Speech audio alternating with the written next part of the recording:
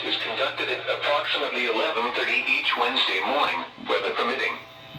If this had been an actual emergency weather situation, the warning alarm would have been followed by an actual watch or warning.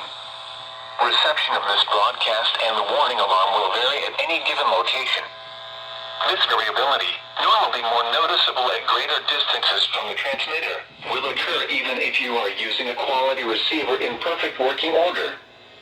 To provide the most consistent warning service possible, the warning alarm will normally be activated for warnings in selected watches within a 40-mile radius of Columbus.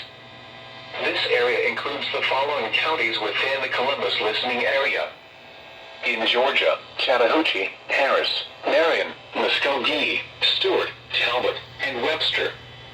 In Alabama, Lee, and Russell. This concludes the weekly test of the warning alarm system. We now return to our normal weather broadcasting.